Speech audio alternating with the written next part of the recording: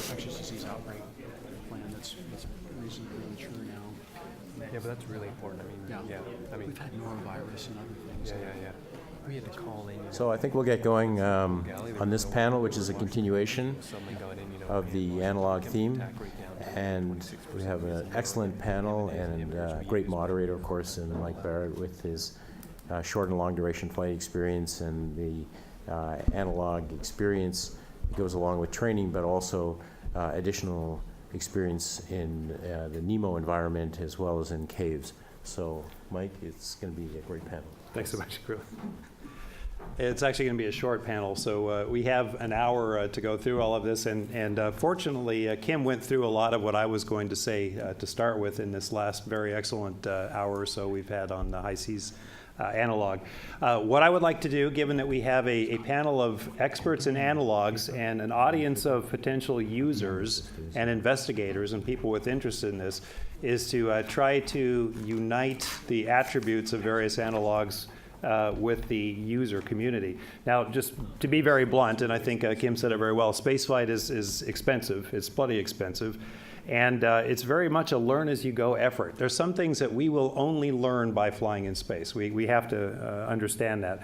But anything you might be able to prove in another venue, you certainly would like to do that. And that pertains both to operational preparation, crew training, hardware evaluation, as well as the research. I think it's worth noting that activity in challenging environments has been part of spaceflight training from the get-go, certainly from the early 60s in the Russian program, the US program. So this includes high-performance flight, scuba diving, wilderness camping experiences, survival experiences, parachute jumping, and many other things depending on the program. It's part of what makes our job, I think, quite a bit of fun. As Dr. Sutton mentioned, I've actually done the NEMO experience living in an underwater habitat and the ESA caves experience living in a cave in Sardinia. And that was a very international experience. And my mother still thinks I did something wrong to be caught in a cave for a week, but it was great. But analogs can give us several different things. From a training and human development standpoint, that includes the crew training as an individual, team training, adapting to new and challenging situations, and decision making. And I would just stress that you cannot underestimate the importance of training expeditionary behaviors and strategies in crew members who haven't flown yet. So those who are selected, determining what a good venue is for training those behaviors. From an investigational standpoint, of course, you get actual data on the individual and the team dynamics. But you do that in such a way that Kim described with logical metrics oriented towards developing some success strategies. You can look at psychological data associated with the stress of the environment, physiologic data, immune changes, sleep fatigue disturbances, and any other responses to the environmental extremes, which could include in some of our training venues compression diving, or extreme cold, or extreme heat, or extreme physical activity. These can be very well controlled. You can obviously have a lot better subjects. As you know, in the spaceflight world, we live in a world of small n. Another one that we don't talk about so much in this community is the development of hardware and procedures and systems. You'd like to develop these, you'd like to validate them, things like environmental control life support system, countermeasure systems and whatnot. These have to be very small, very intuitive, and especially very reliable. And you'd like to work out these to the extent that you can in an analog scenario. And obviously, if you can integrate all of these together, it's even better.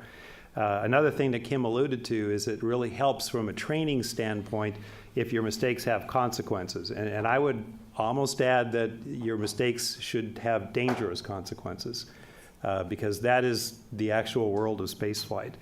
There's a bonus when real science is being done. The incentive to the crew members is quite a bit higher when you're making actual discoveries. I'd say there's an extra bonus when it's an international crew. I was gratified to see a Canadian and a French crew member on there. So I think a follow-on to that is that probably no single analog meets all of these objectives. And different analogs are going to have different strengths and points of emphasis, as Kim also pointed out. The more you can integrate all of these three, the more comprehensive the training, the better. But you may need one more extreme analog to fully develop, or, hi, Scott. How you doing, Mikey? Glad to hear you. Glad to see you. I snuck in. You may need one more extreme analog to fully develop or fully understand a problem. So I think what you're looking at is probably a portfolio of analogs that will give you a logical, coordinated set of answers that we want. And now we've had a lot of talks about the ISS as an analog, and some for and some against. So obviously the ISS as an analog for deep space exploration is also not perfect. We've heard that, I think. Assembled here is a group of individuals with very intimate knowledge of various analog environments, either as participants or management of research there. And I'm basically going to ask the same question of each of these experts here, again, to inform the potential user community, focusing on what these particular venues have to offer. So let me just first introduce them quickly. Again, I'm not going to do you justice, but I want the audience to understand the breadth that we cover here. Kim Binstead probably doesn't need introduction after that, but Associate Professor in the Department of Computer Science, obviously a PI on the high seas experiment going on right now. Vadim Gushin, Deputy Head of Psychology Department at IBMP, obviously very instrumental in the Mars 500 project. I would say a very long and rich experience base in isolation studies. Bernard Koch from the DLR, not ESA, Deputy Director of the Institute of Aerospace Medicine at the German Aerospace Center. Dr. Craig Kundrat, from yesterday, we know him well, Deputy Chief Scientist of the Human Research Program, and I'd like him to sort of represent our human exploration research analog, the HERA, as well as some of the other work that we do, which includes funding the high seas. Paolo Nespoli, Italian astronaut, the chief astronaut at ESA, veteran of shuttle and ISS missions, and again, also a veteran of the CAVES experience in Sardinia, who I think had quite a hand in setting up that analog, correct, as a training venue. Dr. Christian Otto, one of the more extreme members of the analog panel here, who's spent 2 Antarctic winter over tours, so a total of 747 days down in Antarctica, and I still don't think he found the anti-Santa. I think that was his quest. He has a master's degree, I think, in remote medical care, and he's actually our senior scientist right now for the vision intracranial pressure risk. Dr. Scott Parazinski, with a rich history at EVA, actually, but he's also a world adventurer, Everest summiter. He's done SETI, the Search for Extraterrestrial Intelligence program, expeditions to, and I will never pronounce this, Leconcabur volcano in Chile, Bolivia. I guess it straddles the border. Mm-hmm. All right, and multiple Antarctic research sorties, and is now the medical director of the Polar Medical Institute at UTMB. Vladimir Titov, multiply flown cosmonaut, again the record holder for a long, the first person who actually spent a year in flight. And obviously a very exciting pad abort, so he knows what extreme conditions are all about, I would say that. Obviously multiple EVA veteran as well. And last but not least, Alexander Smolayevsky, a veteran of the Mars 500 project, which actually implied 520 days of isolation as a crew in the facility at IBMP, is currently a physician in the Aerospace Medicine Department at IBMP. So with this panel of experts, this community of users, in the remaining about hour or so, I would like each panel member to give about a 27-word description of your venue and what it has to offer. And I would like that to be framed within these 3 categories of crew training, preparation for flight, investigations, both psychological and physiological, and systems development, and how those might combine together. Now, I'm going to start with Kim. Even though you know most of what she presented, I'm watching everybody nervously write, so I'm going to buy them some time and ask, what would you add to your venue to increase the fidelity for any of these areas? We heard from the crew members what they thought. Yeah, I think they're not wrong. To increase the fidelity, would like for more of the systems to be realistic, I think, starting to close some of the systems. And add the redundancy, although we want to add realistic redundancy. There's a temptation to give the crew everything they need 3 times over, and I don't think that's plausible. So also, for example, introducing 3D printing and technologies like that to see if we can have redundancy that way. Okay, great. And one follow-up question is, how often did you induce failures? the point where I'm a they bit needed embarrassed those? to admit we so far haven't had to. They've emerged naturally. We did have an extended plan to introduce failures, but so far have not had to implement it. Brilliant. Dr. Gushin, for the Mars 520 facility. It's difficult to switch from what is in the agenda to the particular question. We only have 1 hour. Still, I'll try. I'm not so Welcome to well ISM. prepared. Speaking about Mars 500, analog is an analog to something in space flight, for example. But really good designed analog research is a piece of life with behavior, performance, interactions between the groups, crew and mission control. So it's life. And to design it properly, you have to think about every detail. For example, training. In the not so well eliminated study, Sphinx 99, we paid not enough attention to the training of the crew. And it turned out that the crew members were not acquainted enough. They were not ready for the interaction. They were not well trained from the point of view of operations. And finally, we had a huge conflict. So in Mars 500, we changed the concept of the crew training. And we included survival training, for example. We included training them as a crew to resolve some problems as a crew. And finally, they stayed there inside, didn't leave, despite they had that nice opportunity, and stayed 520 days. So every element, like in space flight, is important. And what is important even more for the analogs, we can do something that we cannot do in the real flight. For example, yesterday, Sergei Krikalev told us that autonomous behavior without communication could be interesting. We already tried it. And we now know it's one of the 5 main results of Mars 500. This paper already come in Russia. We are going to send it to American press too. And one of the results that is not just frustration. It separates, the communication delay separates the crew from the mission control. And this autonomy is actually the dependency on their level of preparedness for the particular operation. And they do not rely on what they can get from the mission control, for bad and for good. Because if they believe this is really important, they will do it properly. If they do not believe, if they say it's just a game, that will not work. And this is an example of what we can do in the analogs that we cannot do on ISS. We can go in such details. We can compare data of the same period from the point of view of behavior, of performance, of the psychophysiological state of the crew members, and correlate that.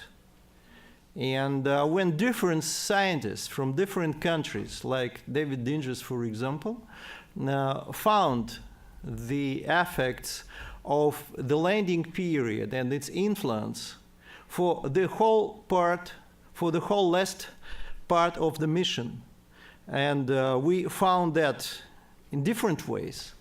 That means that's the real thing. That's we have to expect from the mission to Mars if we want them to return. If we want them to return, that landing period will be the crucial part of the mission that will change everything, interaction, psychophysiological state, and many other issues. And that means that in the real, properly designed analogs, we can define something that we do not yet define for the real spaceflight.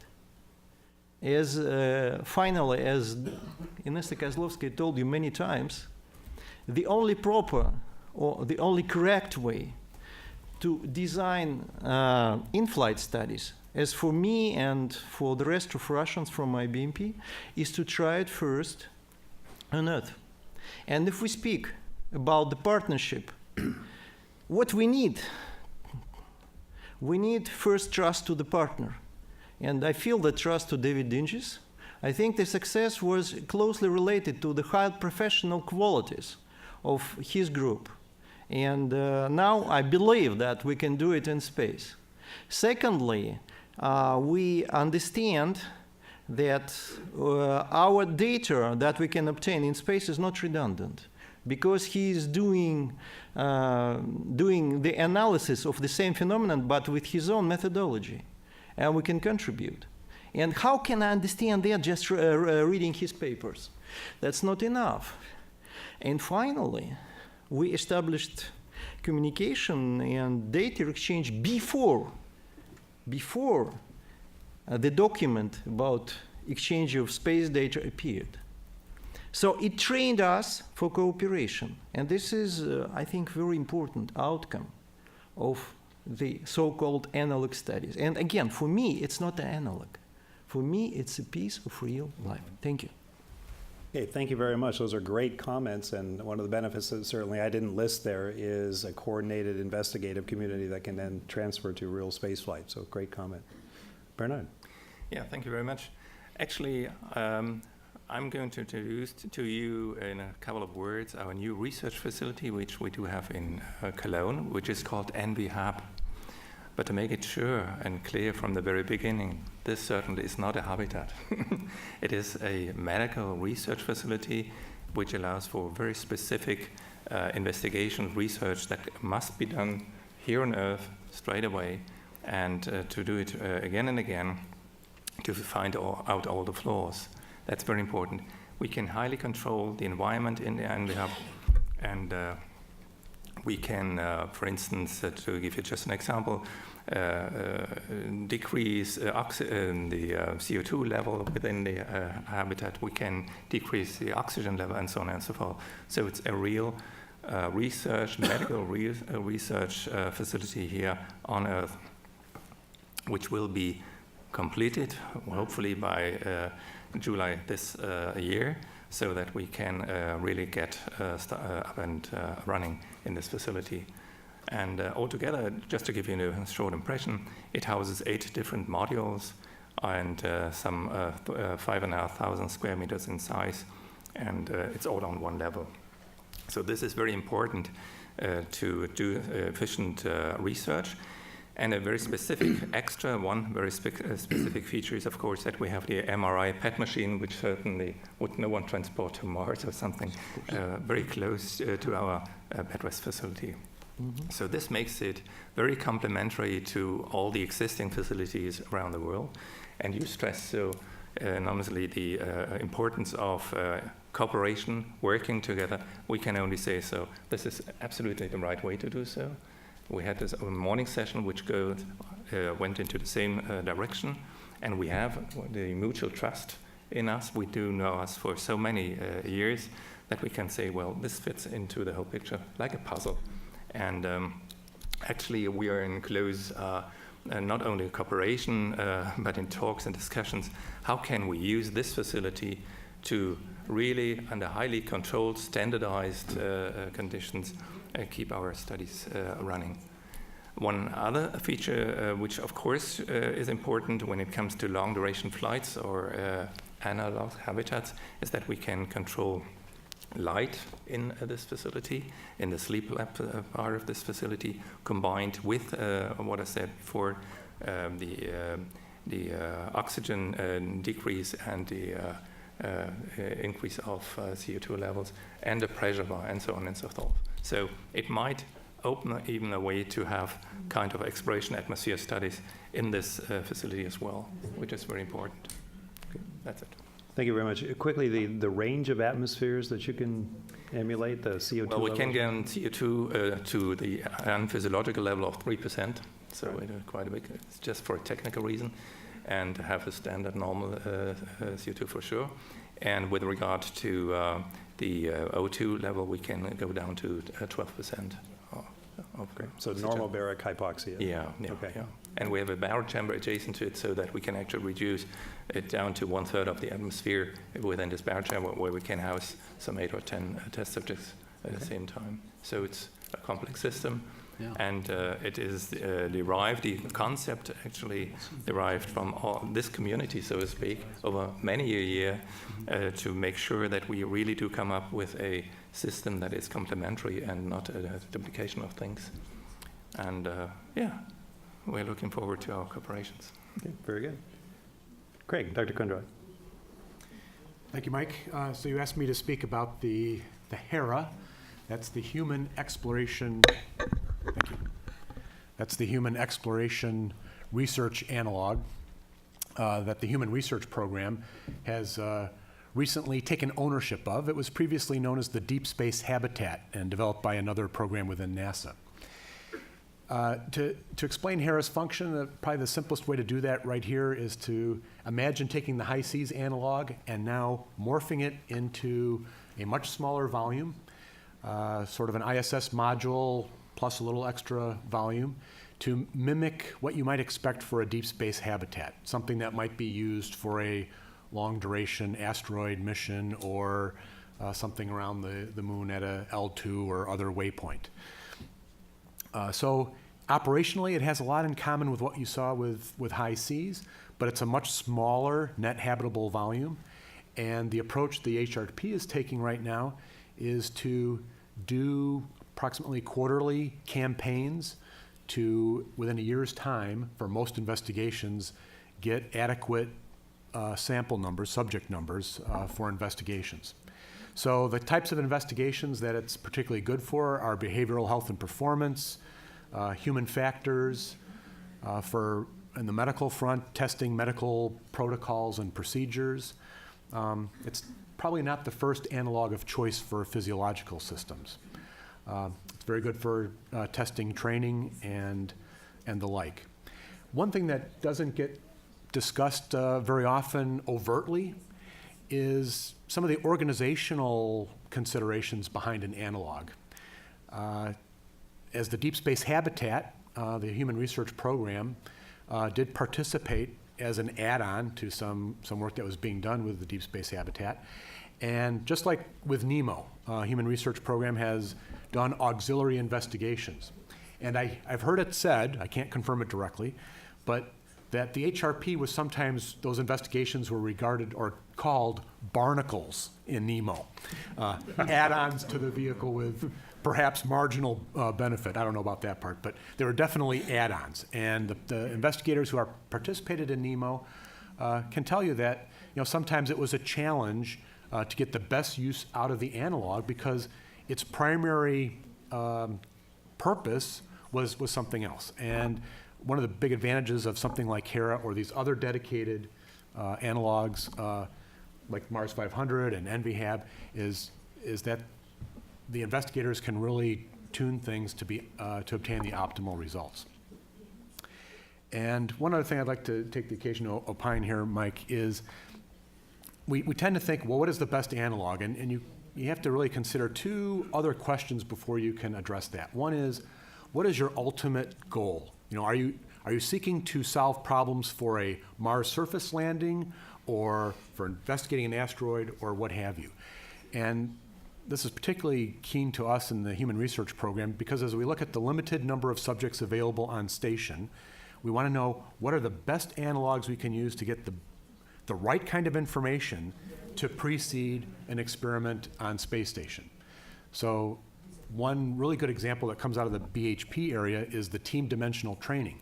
That work originally was done with undergraduates in the university laboratory. From there, it migrated into the US Navy where they were training submariners. Right now, in the NASA world, it's gone on to be used with the flight controllers, and eventually then it can go to flight. So there's a series of stepping stones that lead you to the test phase in flight, and then for the eventual real mission that one's going to do subsequently. So our hope for HERA is it gives us a very good analog for mission simulations that we have a number of campaigns during the year so we can rapidly accumulate subject numbers to then go on and mature into either the next analog or into flight. Okay, thanks very much. So just a couple of complementary points. NVHAB is very physiologic, but hopefully you can do some BHP type opportunistic things, and HERA is more the opposite, Right. which can be used complementary. I think. Maybe just to add a point, it's physiology on the one side and psychology on the other side as well. It's one of those modules which we really can combine according to the different protocols. But again, it's not a kind of scenario to simulate missions, certainly Right. not. It's a system, it's a facility to study in very much detail scientific questions, Right. hypothesis-driven scientific Okay, questions. thank you. Paolo. Thanks, Mike. So 27 word you said? Yeah, I will take. hard for you. I will take 13, half of it too, for a little bit of a background. I think my initial go at isolation and confinement actually happened when I was something like 24. I was working for the Italian army at that time, and I got sent to Middle East in a highly operational area. I was supposed to be there 4 months, and ended up staying a year and a half. Oh. There were only 8 people that did that. I was one of the lucky ones.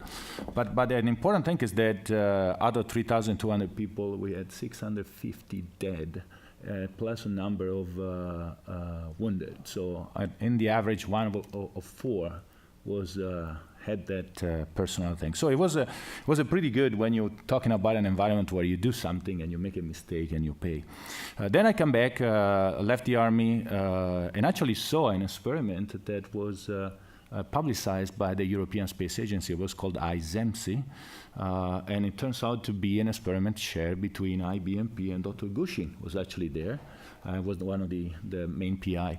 They were looking at the crew interaction mainly, and trying to figure out the selection criteria for the first European astronaut selection. It was 28 days in a place about the size of this table with 6 alpha male, and it was much more different and difficult than being in the Middle East where they shoot at you.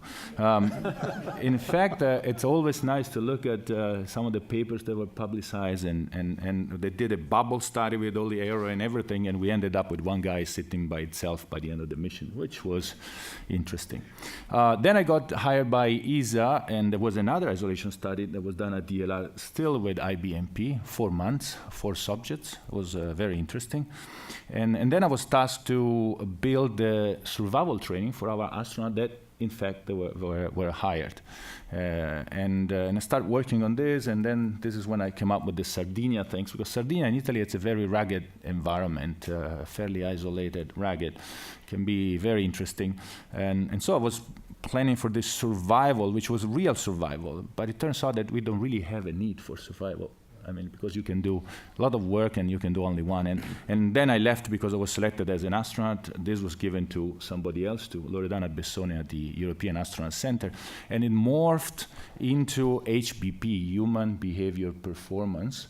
They did one outside in a canyon in Sardinia. And that's when I said, well, why don't we try to go into a cave? When I was a kid, I used to like to go into the caves, and I was told, no way, it's too dangerous, complicated, it's impossible. But eventually, it turns out that there were a lot of things that would makes the thing similar to space flight, and I was really positively surprised when this actually happened. Nevertheless, it's a complex and I would say dangerous endeavor, because this is not just a cave that you just go in and go in a little bit and stay there in the dark. This is a highly technical environment. The base camp is somehow 5 hours from the entrance, and in order to get there, you need to climb, go down wells. I mean, it's a very, very, very technical. As a matter of fact, during these things, we have an instructor right there, because you really need to do all sorts of things that you're not able to. And then another thing that is very interesting is that the caves allow us to do real science. In fact, we do biological sample, all sort of other things. Mike, do you know that you might have discovered a new biological? Yes, I heard that. I don't think they named that after me, but I heard that. Well, maybe. I also found a species that was not supposed to be there. And one other very important thing is that, you know, the real the real danger is there. In fact, one nice thing of the cave is that the instructors team came up with stressors. Means that, you know, you can have a team of highly performing people and they just go through the 500 meters with no problem, and when you can have another team that cannot even make 500 meters into the cave. So how do you manage these things? And they come up with a good sort of stressors so that they take every single one of the crew, nevertheless how they interact, nevertheless how they perform. They bring it up to the point at the moment of conflict or breakage or something, and it's very interesting. So we can do real science. Oh, it's dangerous. We were at a certain point 2.5 kilometers into the cave, and we were told that if somebody would have seriously gotten injured there, it would have taken at least a week to take him or her out, if not more. They estimated 1 day for each hour of travel that you do. There was one branch of the cave that had such a small and such an impossible squeeze that they would have to open it with explosive. They had to carry out people in a stretcher. So it was really interesting. But the last thing that I want to mention that was really impressive and what got me, I never had this one, is that there, I think all of us got exploration fever. Meaning that they told us, we don't know where this cave goes. In fact, it's a very complex set of caves. In fact, they have looked for the exit in the other side for 30 years, and they never found it. So they know, the local groups know more or less the things. But we were tasked to mapping with lasers and other things, so make a real map. At the same time, try to explore it. And this story that, you know, you are into the cave, you are cold. Oh, by the way, you need to jump into lakes or underground rivers, so you are in a wetsuit wearing all the climbing gear, and you are, of course, wet for hours and hours and hours. And you're tired, and everything hurts because even the muscles that you don't even know that you have are hurting. Of course, it's dark. Of course, if you lose something, you don't find them. And still, you want to go and find the exit. And it was really, really difficult, especially for one of us at a certain to have the group restrain us because, you know, we were at the point of self-destruction because we wanted to find the exit. It was really, really interesting. So I think overall this was a very, very good experience, very challenging, both from a physical and psychological point of view. The last thing that was challenging is the acronym, so CAVES, which is Cognitive Adventure for Valuing and Exercising Human Skills. Wow. So that was good. Except for that, it's a great analog. So the one thing I would mention is that CAVES is actually a training venue. So it is a combination of flown veteran crew members and unflown crew members. It's international. I would say that it is rich and untapped for opportunistic research, especially in the behavioral health and performance area, but in certainly physiologic circadian desynchrony and whatnot as well. I would also say that it is probably the best training and the most dangerous training of all the analogs that we've done. So perhaps those two to go together, perhaps it's coincidence. Okay, speaking of other dangerous venues, Dr. Otto. Yeah, thanks, Mike. It's a pleasure to be here. So I don't think there's really one perfect analog, but I think eventually, you know, there'll be a progression of analogs. Multiple analogs have specific attributes that are important, but I'm going to refer most of my comments to the Antarctic because that's one that I'm fairly familiar with. And, you know, it's a fabulous autonomous real-world operational environment with real consequences, and I imagine Scott will speak to that. But, you know, in my new portfolio, I think a lot about the brain. And I think we've got a perfect storm brewing in terms of insults to the brain, in particular with isolation and confinement and social monotony. That's an area I've spent a lot of time thinking about, and I think that there are profound changes to the brain as a result. with raised intracranial pressure, presumed raised intracranial pressure, that's another potential insult on the brain, potentially microstructural disease to the white matter, which precipitates dementing processes. And then, of course, we heard a lot about radiation yesterday, and that's a concern. So we've got all three of these factors that could potentially insult the brain. So we've got a trifecta of insults potentially. I think that's something we need to be really concerned about. But I'd like to focus on the social monotony and the sensory deprivation, which I think the Antarctic really characterizes. And I was very fortunate to be a medical person at South Pole and McMurdo, and so I was in a unique position to care for a small group in isolation and confinement and watch the performance and behavioral changes over an entire year, actually a little longer than a year each time. And I can't underscore that when you leave an Antarctic deployment, you're a different person than when you got there. And it doesn't matter if you're in the top performer or the bottom performer. The amount of change is maybe differential, but you're definitely a different individual. There are frank behavioral and cognitive changes. And some of the things we see: impaired short-term memory, decreased concentration, disturbed sleep. People are irritable. A bit more about that in a moment. Lowered mood. People have word-finding difficulties, profound fatigue. And, you know, this is really supported by, Scott may know the number more accurately, but there's upwards of 6,000 people who've wintered over between the 3 U.S. Antarctic stations. This is profound. This is a huge body of evidence. And, you know, we've characterized it as winter over syndrome. In fact, you know, the winter overs, they have a name for it. You're toasty. You know, when you leave the ice, you're toasty. And there's a group that usually goes in early to both to McMurdo, and it's called Windfly, a month before the others depart, and they just run circles around the folks who've been there for a year, and that just speaks to the difference.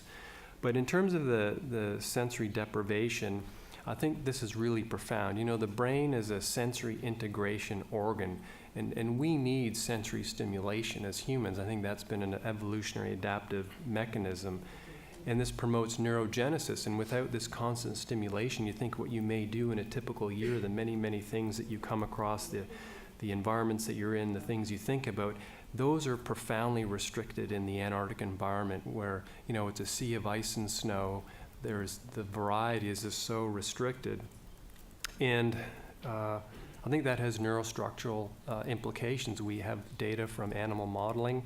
When you look at the phenotypic expression of individuals, that correlates with analogs of individuals with depression and so on, and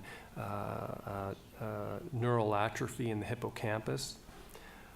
The corollary to that is social monotony, and I didn't really understand the true impact of social monotony until, you know, visiting Biosphere and having dinner with some of the Biospherians, reading whatever I could on Biosphere, because they have this incredibly rich environment, yet they suffered profound emotional deprivation, and I think it was the social monotony.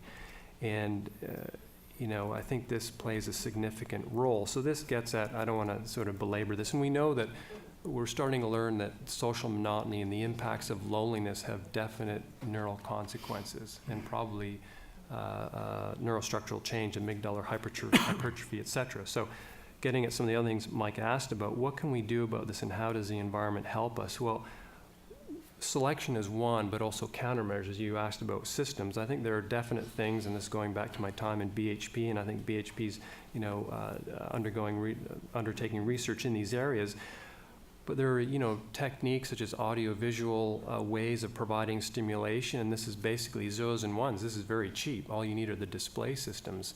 So you can have a wide variety of audiovisual stimulation. You could have olfactory stimulation, but imagine if you could go for a run or a walk in a favorite park, or, you know, be at a baseball game. Maybe you're not a fan of the Astros, but pick another team. Point of view, you could participate in a family event, et cetera.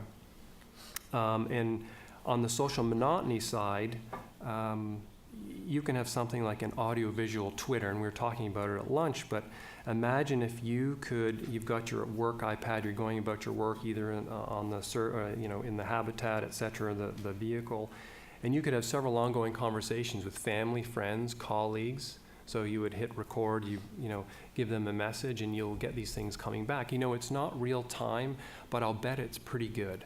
you know, and I'll say maybe 80%, 70%, that's a lot, and take that facial recognition, and I think that would have a profound impact.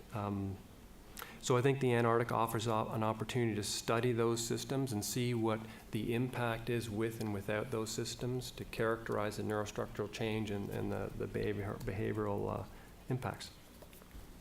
Okay, thanks, thanks. Christian, very much. Great. Well, it's great to be here with you, see a lot of old friends. Not to say that you're old, as far as you know, but great to be part of this. A lot of what Christian just said really resonates with me. In my current day job, I work with the South Poles in the middle of the winter in a different capacity, providing them with telemedical support. And of course, the biggest thing that we face are the behavioral issues through the course of the winter. And unfortunately, because of bandwidth, we only have about 12 hours of bandwidth a day in which we could do this sort of social media interaction. But, you know, I think in a deep space mission, that certainly would be not a limiting factor. But I think what's most useful to think about is, first off, what's the destination? And then perhaps you have to have a definition of the phase of the mission that you're trying to emulate. So the ISS is a reasonably good emulation of the coast phase or the transit. But if we're going to think seriously about planetary exploration, you need to have a robust field campaign in a remote, austere environment with consequences. And so I'm not sure what environment you wanted me to talk about, Mike, because I've worked in lots of different environments. But I think it's important to have a representative crew, so the size, composition, you know, in terms of background, gender, nationality is very important. Autonomy, you need to be able to force the crew to problem solve with limited outside help and limited physical resources. Austerity and real physical threat, so the actions that folks take have to have real consequences. Real science, as has been mentioned several times here, is very important to be engaged in what's happening, and not to consider this a sim, but to actually consider this cutting-edge science. We're contributing to the body wealth of our knowledge, and so that's how you really get engagement. And then living in a rugged, austere environment in a planetary analog sense is quite important. And then the duration, I think, is also critical. You know, short forays. The Knowles program, for example, is a wonderful way to develop camaraderie, teamwork, leadership, and so on. But the short nature of it really doesn't get to the real personality tweaks that everyone has to really get to understand oneself as well as one's crew members. So I think living off the grid for a significant period of time with limited bandwidth, latency, and comms, I think the High Seas program is wonderful in the way that they're studying that. So if I were to define or design the perfect analog, I wouldn't go to the South Pole Station directly. I would build a habitat nearby. So in the middle of the austral winter, in real extremis, if the station caught on fire, they could bail out to the South Pole Station. But I think a small crew size habitat off on the plateau nearby the South Pole Station would be the ultimate environment to study planetary field research. And I would have them do an Antarctic winter, so spend a full year on the ice. One of the problems with the space station as a model is that there's a lot of crew exchange, there's resupply.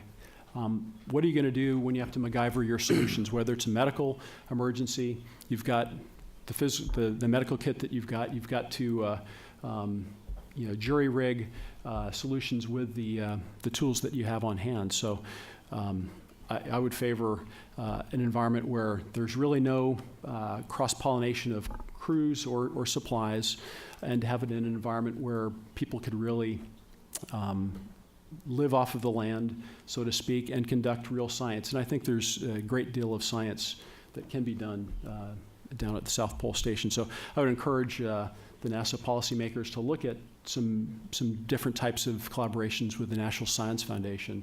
I believe that there was an inflatable habitat that was sent to, I think it only went to McMurdo about a decade ago, but to perhaps rekindle that program. But that kind of wraps up my... Okay, those are great thoughts. Next, Volodya, I would like to refocus the question for you a little bit.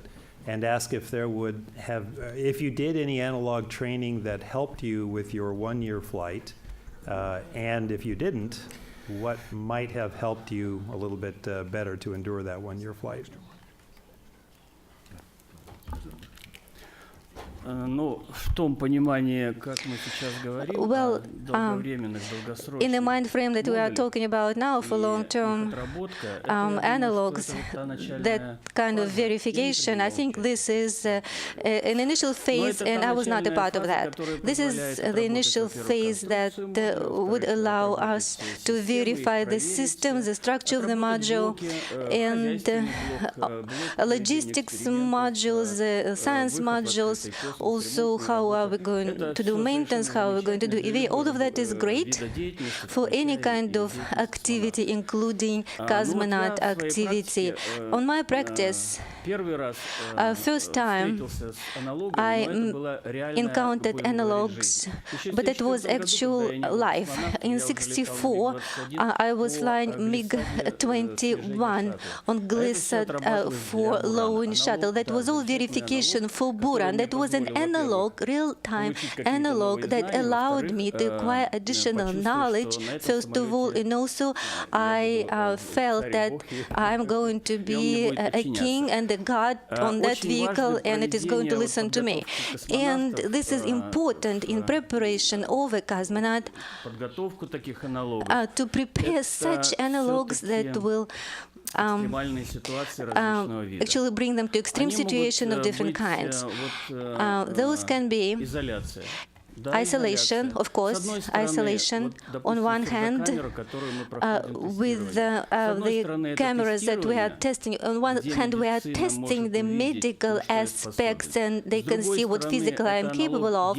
On the other hand, this is an analog of what a crew member is going to do when he is alone, and he still has to do a number of activities to save himself and to perform certain tasks. For example, out of 7 days, 4 days you work without sleeping. This is an extreme situation. You're constantly resolving tasks without sleeping. And those are difficult tasks and easy tasks. This is a mix. And then, as a result, a person is coming to a stage that everything is extreme and stressed out.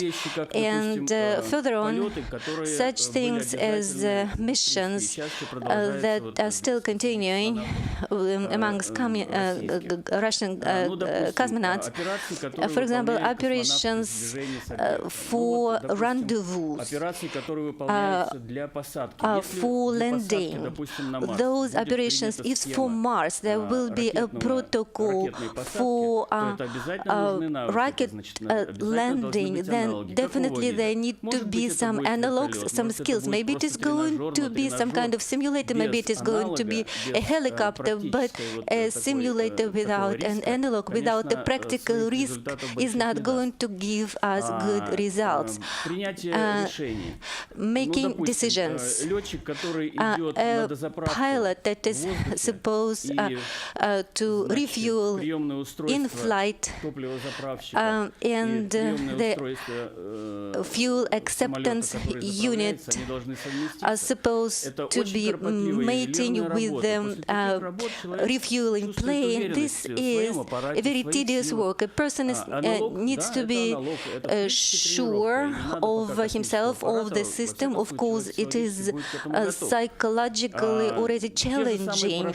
And also, using a chute, parachuting, you're jumping off a plane, and you're not just jumping and thinking, is it going to open, is not going to open. You also are supposed to perform maybe 5 to 10 tasks that will need to be resolved and also recorded, and also not to forget to open your chute. All of that is a method, on one hand, to test this person, on the other hand, to train this person, and also this is a close, bringing him close to the stress situation that is required.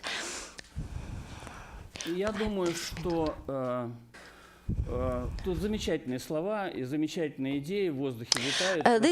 We have some great ideas, we have great specialists, great experts who are gathered together. On my side, what I can say, I think it is very important for cosmonauts and astronauts to do this kind of training. I will tell you some story.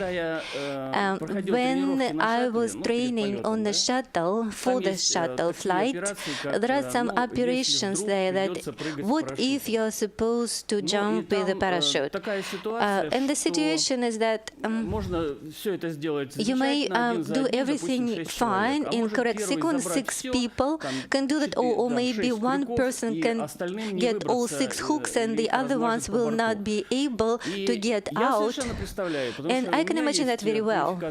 I have some qualifications in jumping with the chute in Russia, and I asked them, did you guys, I asked my American friends, have you ever jumped with a parachute? They said no. And I am asking them how you are going to perform in that stress situation. How are you going to find the needed hook to open? It is going to be a shaky environment. It is, you need an analog to get prepared for such a. Fortunately, nobody had to jump, but the situation was in the documentation that it is supposed to be verified on the ground somehow, and I think it was more than 27 words, but I tried. Add to what astronaut Titov is saying. I think it's very clear from our presentation that we're speaking about 2 kinds of analogs. One group is analogs which simulates or really where a risk is embedded and where we are trying to impose stress on the human being. They can be combined with some research, but the main idea is to make stress in the cave during parachute jumping. And another group, absolutely different, where risk is not a part of the study, where we simulate absolutely different group of factors, but still existing in flight. And it's more about the life, but not the situation. It's just to make it clear. Yeah, absolutely right. I want to go on to Dr. Smolayevsky quickly, and then we'll open to a little bit more general panel and audience participation. Okay, Dr. Smolayevsky. Спасибо. My colleague Vadim Gushin already told about Mars 500 experiment from logistics point of view, how the organizers envision that. I would like to add from my perspective, because I was one of the subjects inside, and I would like to share my experiences and some conclusions that I made. First of all, what struck me is that the expectations of the organizers do not always meet the reality. The factors that I envisioned as important by organizers turn out to be not as important. They're secondary, based on compared to something that was not expected. The organizers, as much as I understand, were thinking that isolation and deficit of incoming information will become the main negative factor for us. And they had a lot of basis. Of course, we talked about it already. Those factors are important and may cause even an abort of the mission. But based on the research that has been done in the 60s and the 70s and the 80s, and some selection criteria were put together, and because of the technological support tools that we have, DVDs, videos, all kinds of stuff. Isolation is not as acute anymore and we can stay there more even than 1.5 years. The deficit of information was not playing a big role as well when we had some forced breaks in communication, in periods without communication at all. There were some things like autonomy and delays of communication. They did not think it would be important. However, that became bothersome. And the delays in come was not only a hurdle in communication between people, but in remote attempts to control some equipment, because the acknowledgements delay in some issuing commands could cause destruction in hardware. And autonomous factor was stressful not in isolation, but in the fact that we were not able to get any kind of resources from outside. If right now on the orbital station it is possible to get some cargo with the next cargo vehicle, then when you are there for 1.5 years, everything that could be needed during that time was already loaded on the vehicle in the analog from the very beginning, and it was not possible, it would not be possible to get any resupplies. When we were there for 105 days prior to that session, it turned out that some of the small items that people may forget in the beginning may become really important and needed, and may cause emotional stress. And in our 520 days in isolation, the organizers were reviewing very carefully what needs to be taken by each of the crew members, and we actually had everything there going smoothly. Another item that I wanted to draw your attention to is that the Mars 500 experiment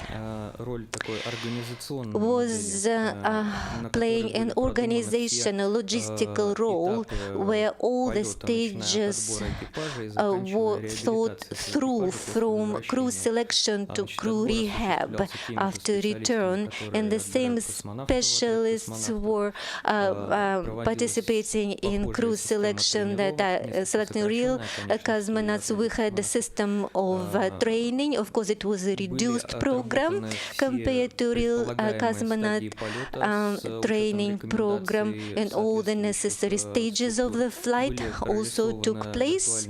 We had virtual models of Mars surface based on the data of Space Institute. Also, some physical models were involved for the rovers, for the suits, and the surface for EVAs was also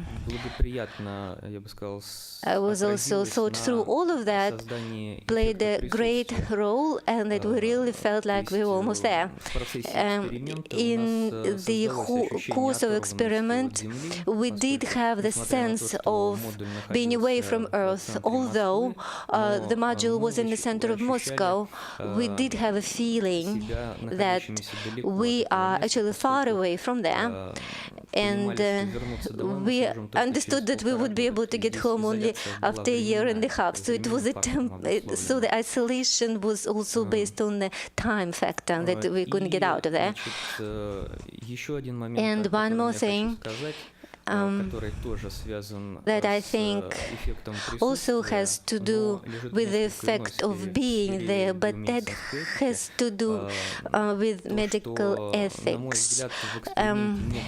This is something I would think, well, the sense of danger was naturally recreated in this analog. It was not like in a real space flight. It would be nice probably to have some kind of models that would also make this feeling more risky. Well, I wish. I don't think that the last remark is possible because Mars 500 was an international project, very severe ethical requirements and restrictions. I don't think that if we simulate real risk, it could be possible. And again, I want to stress there are two groups of simulations, one with risk and real stress, and those where we try to make sort of repetition of wedding, but completely, without wedding, of course. Right. So wedding was not complete, was not embedded in Mars 500. Yeah. All right, and thanks, Dr. Smoleevsky. And Kim, I think you had a comment. I had two small comments, one about risk, echoing the idea that institutional review boards correctly prevent us from putting our crews at too much risk. But on the other hand, in a station where you have very low risk, that also permits stronger interventions. You can, to speak technically, you can mess with your crew more if you know that you can get them to a hospital if things go wrong. And then in terms of psychological support, we've talked a little bit about virtual support, emails and sending media and so on. But one thing that came up with our first crew that I thought was fascinating, we had a 3D printer there, and the idea was to be used to produce little bits of parts and so on that they needed. But what also happened is that their family and friends at home started sending them tokens. They would send a pattern for something. They would print it out, and then they would have a bauble, a little something that their kid made for them, present in 3D printed form. And I thought that was a very a fascinating way of showing having a connection back with home. Okay, thank you very much. We do have a few minutes. I'd like to open it up for questions from the audience, and if we have the floating microphone somewhere, you won't get an opportunity like this very often. I don't see, here we go. If we could.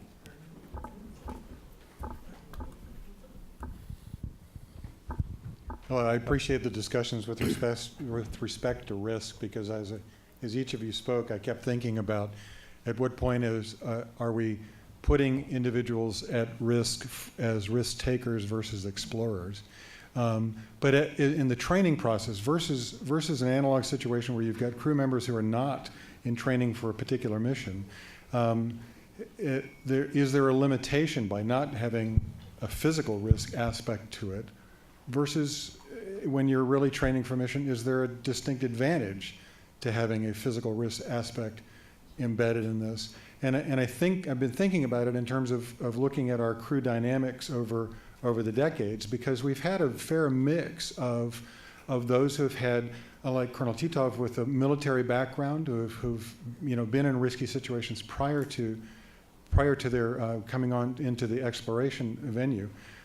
Versus those who are specifically trained as scientists and researchers. So when you've got them in an analog situation where their goal is, they're doing in an analog, but there are a lot of students and research focus. So where is the mix in there in terms of advantage, disadvantage as far as the physical risk aspect of it versus the psychological demand? So the one thing I would say before we go to the panel is that reflects the astronaut office, which is a combination of military folks and scientists. Whatever your background, you're going to strap a rocket to your butt and go to the same destination. So the end risk is pretty much the same. So with that. Well, as I alluded to in my comments, I think having an element of risk is essential to have the fidelity, whether it's for science or for a training benefit. And so I think you can use these types of analogs as crew selection, as crew training, and you can do them reasonably safely. And I'm sure there are investigator review boards and things that would have to be navigated through, but we send people to NEMO, which of course is a very high threat environment. If you have a rapid decompression, game over. And so, and anytime we would fly in a T-38, different training environments have real consequence, and so that's part of this job. And so I think by structuring your analog environment in such a way that you have safeguards, and as I alluded to in Antarctica, I think there are ways in which bailouts could be very reasonably managed. There are ways to do this, and of course, other parts of the world, in the Andes and the Himalayas. You can go to research stations and create the crew dynamic. And actually, another thing that resonated with your comment, this needs to be exploration. There needs to be real world, believable to the crew engagement in the science. I think you gain a lot of crew cohesion, develop the skills that are going to be useful for an eventual mission. Okay. And Paolo is a follow-up, and then I need to go to Charlie here.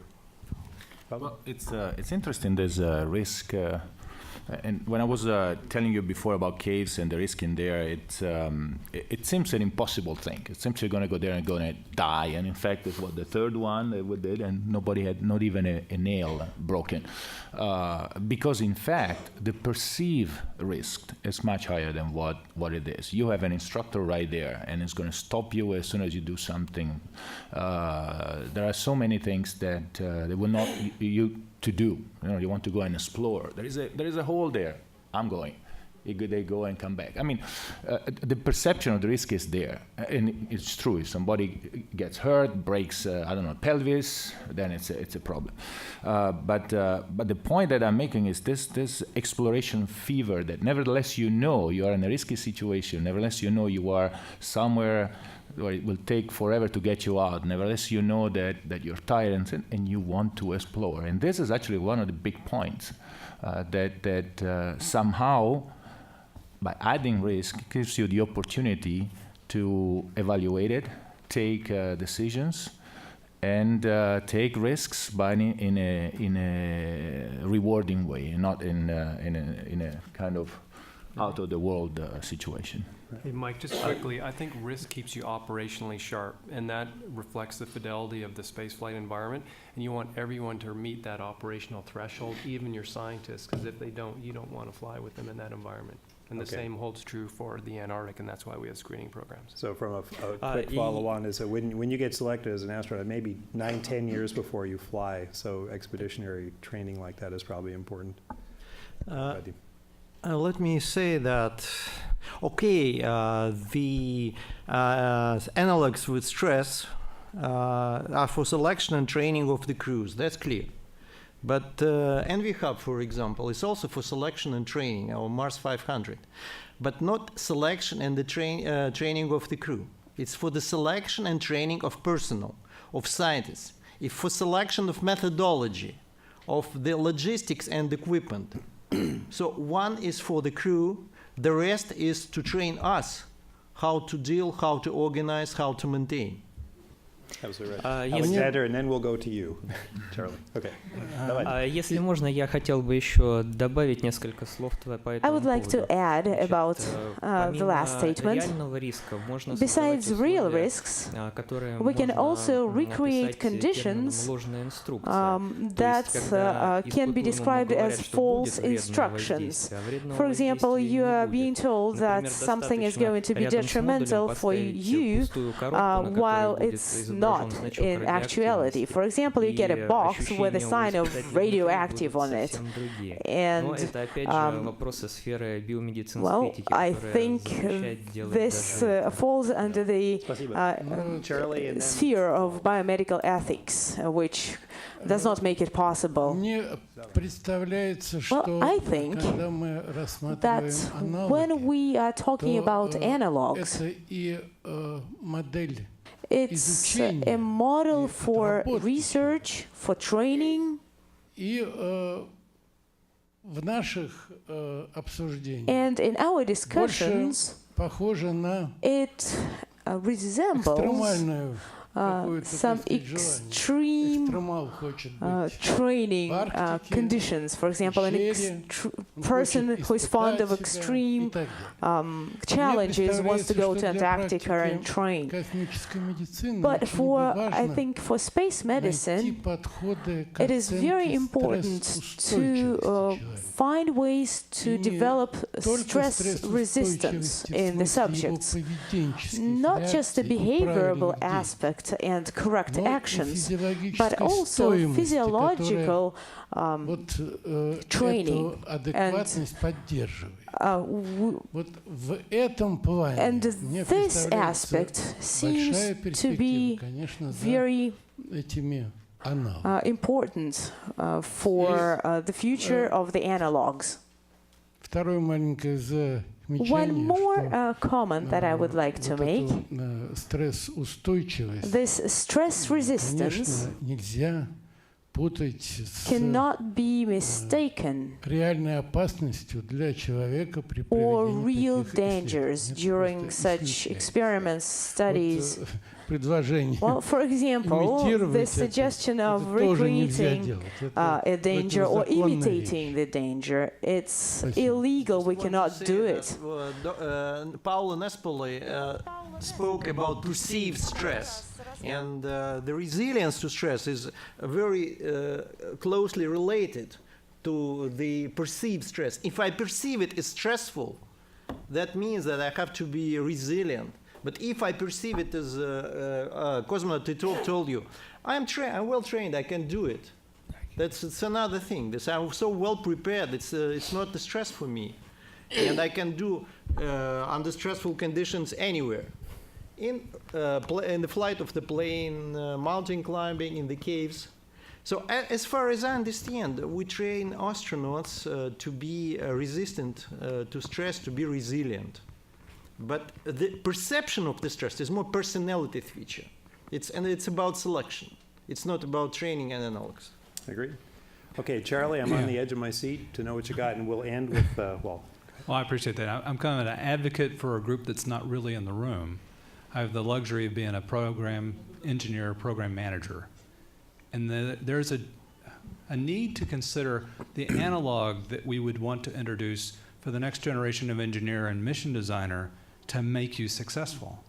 We do not today have a common way to capture the knowledge that you represent and convey it into a practical design that will work in an austere and separate environment. So I'm going to encourage you to think about how is it not just to go and break the mental capability of an engineer, how do I train the opportunity for them to design a system that will be robust enough to allow you to be successful in your mission? And I don't know, we don't have many of those opportunities right now that we have in the forecast to be able to sustain an exploration type class mission. And I'm talking about the individuals that are upstream. These are the guys that will spend money 10 years before you fly so that you can be successful, because that's what the money dictates. I just want to add that into the mix. Okay, that's a great idea. Yeah. Briefly speak to that. I think a side advantage of analogs is this sort of institutional knowledge that I think is what your question is addressing. So our participants, they're not just human subjects. They come out of these experiences, even if they're not being trained for space, they come out of the experience with some really valuable knowledge. So I think it's worth sending the people who are going to be designing these missions to experience the analogs from the inside. I think it can definitely inform some of their decision-making later. I would absolutely agree and say the same would be true for flight controllers and various others in the critical loop for flight operations. Yeah. And in the human research program, our hope is to increase the fidelity of HERA as we go on by incorporating internal developments, from the engineering community into HERA. So it meets a little bit of what you're...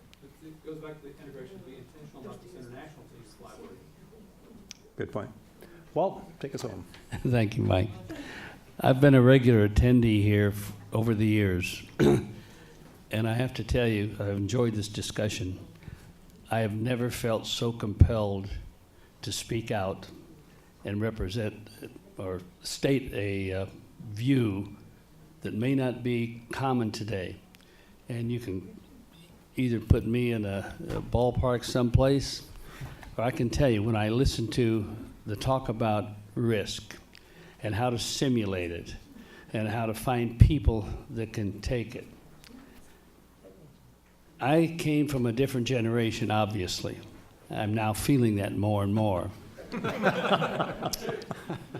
But I can tell you, even today, some young people, if they want to talk to me and they talk to me about space, they usually will ask 3 questions, They will say, were you afraid? What's it like in zero gravity? and how do you go to the bathroom in space. I know that their interest is in the opposite direction, but I will usually address the one about, were you afraid? And the answer is a very simple no. And I'm not talking about just me personally, but I'm talking about the attitude that we had in those days and where we all came from. And things have changed tremendously, and a lot of it's a big improvement. Some of it may not be. In those days, we were all military fighter pilots, and we came into something we wanted to do. I don't know one of them that felt fearful about what they were doing. And part of that is because we didn't have to worry about analogs or simulations. We had already lived 10 or 12 years in a business that enabled you to handle what some people might think of as risk. And maybe what we need to do today is go back and take a look at some of that. Now that we've been able to open up the world of participation in these things, that's got a lot of pluses. But you need to be careful you don't leave out what went on back in the 1960s. And when we lifted off on Apollo 7, I can tell you that the only fear that any of us had, and I mean this seriously, was the fear of failure. And 11-day mission, I bet there wasn't a total of 5 minutes in the entire 11 days that we had any apprehension about what was going to happen, because right or wrong, we, quote, knew we could do what it was. And if there was something wrong, it would be over so damn quick that we didn't even feel it. But I'm just telling you, do not downplay that aspect of it now. I see a lot of scientific interest. I've enjoyed this year's conference, summit, more than any of that I've attended in the past. But I see this evolution that you may be missing out on something that you shouldn't be leaving behind. Thank you. Okay, I appreciate that. And frankly, I'll tell you that one thing is still true. Astronauts as a group are much more afraid of screwing up than blowing up. We are very mission-oriented. Right. However, we look at the analog scenarios as something that can keep us from screwing up by learning things that we need to know before we go. And hopefully these are all oriented towards success strategies. I would say that as a short while program research bureaucrat, I can say we need a combination. We need somewhere between totally learn as you go with nothing we do on the ground and becoming a slave to a wide portfolio of analogs that we feel we have to exhaustively run down every question. We don't want to do either one. Striking that balance is a little bit subjective, but that's why we have such people as are gathered at this panel. So I'd like to wrap it up with that, and I just really thank the panel for coming today and for all the comments we got from the audience.